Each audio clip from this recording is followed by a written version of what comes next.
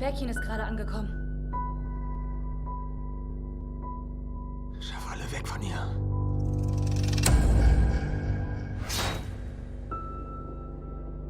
Spiel mich.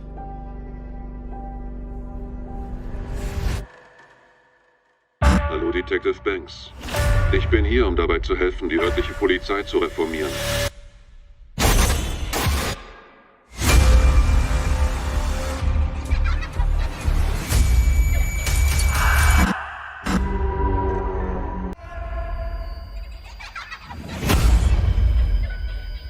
Hallo, Detective Banks. Ich möchte ein Spiel spielen.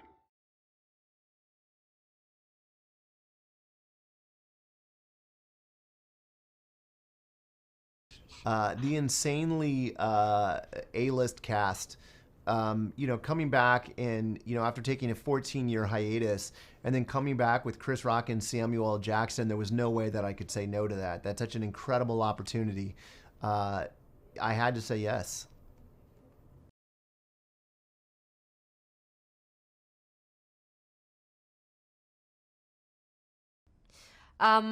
I learned that it was a new chapter in the Saw universe, which I was familiar with. And then I heard Chris Rock was executive producing it, which I thought was really interesting. Then I heard that Samuel Jackson might be a part of it. And then I read the script and saw that it was for Captain Angie Garza. So that was it. I was in, like, absolutely. What's not to be attracted to?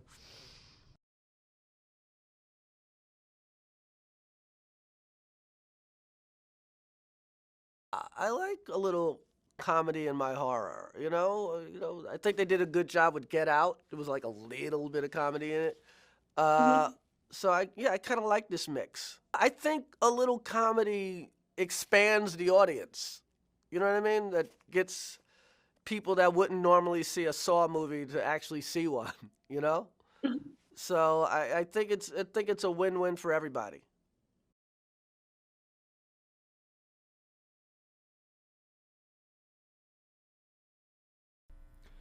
Yeah, I mean, look, there's been amazing performances in these movies before, and so I think we all felt a responsibility to the fans, honestly, to work really hard on this. It was definitely the hardest I've worked on anything.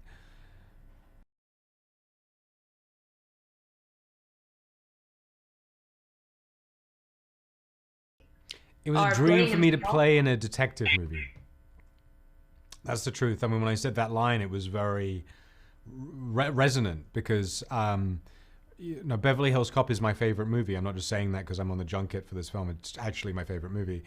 I grew up watching that and Lethal Weapon and 48 Hours on repeat. These were the films that sort of embody my childhood. So it's it's a fulfillment of a very specific dream for me to get to be in a movie in this genre space.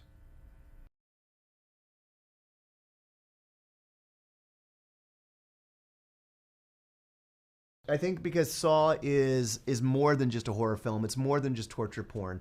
They're magic tricks. They are movies that the audience knows that we're going to trick them somehow. They know that there's a message within the story.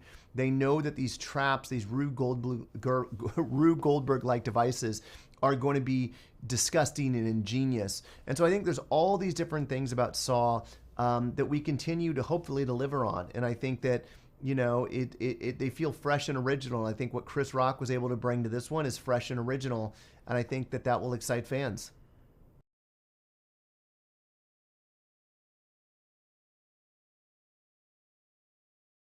I had fun preparing. I mean, I killed some people just to see what it felt like. Went to a couple of human sacrifices, typical movie prep stuff. I don't know. I got into this movie. I like the Saw movies. And it's not even, I love the traps. It was always like, wow, so medieval, Mm-hmm. So I thought, I wonder how one of these movies would play if you had some humor in it. And that was the pitch. So I talked to the producers, and they were kind of open to it, and here we are.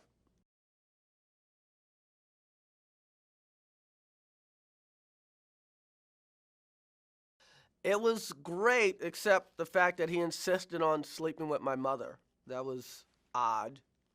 I know he's a method actor, but he insisted that he sleep with my mother and I watch. Why do I have to watch this?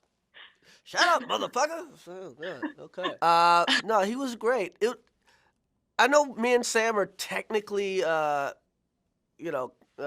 technically peers, but I kind of put him in such a level above me. I was so nervous, the first couple of days working with him. I could barely talk. So, but after a while, I got used to him, and we had a good time.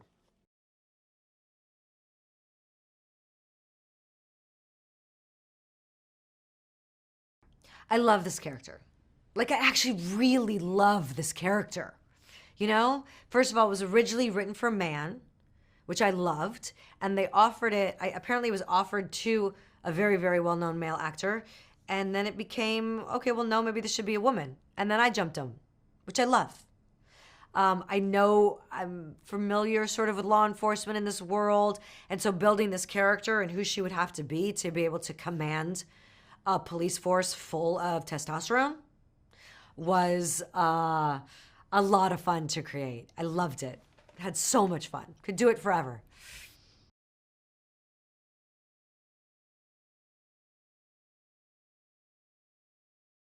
I would say, for me, I keep going back to this scene, but the first scene that you see me in the movie where she's utterly livid at Zeke for what he's done.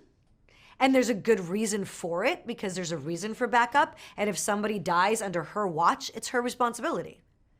So, and honestly, for lack of a better word, he's being an asshole.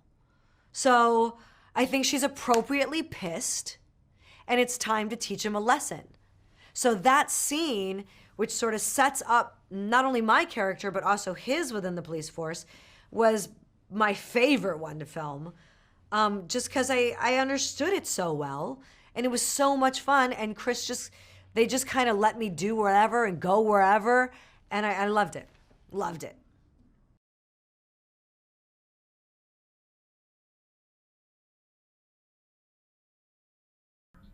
I love the subway trap.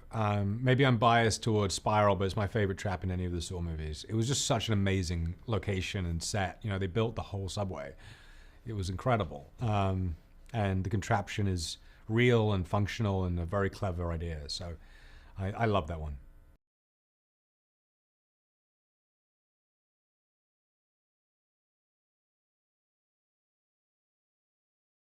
It's great, and I think that one of the big mandates coming into this was I wanted them to be completely different than John Kramer, because there will never be another Jigsaw. Tobin Bell is Jigsaw, and no one can compete with him. So instead of trying to make a copycat, we wanted to go the completely different direction. And the thing that I'm excited about is hopefully fans respond to this movie and they'll get to learn about this new killer. If you remember Saw 1, you knew nothing about Jigsaw. He laid on a floor the entire time and got up and had 2 lines, and that was basically it. It wasn't until Saw 2 that you really got to get in depth with Jigsaw, and it wasn't until Saw 3 that you really got inside his mind, literally. So I think on this one, the same holds true. The hope would be in future installments, you get to really know who this guy is and why he's doing what he's doing, and really get to understand him.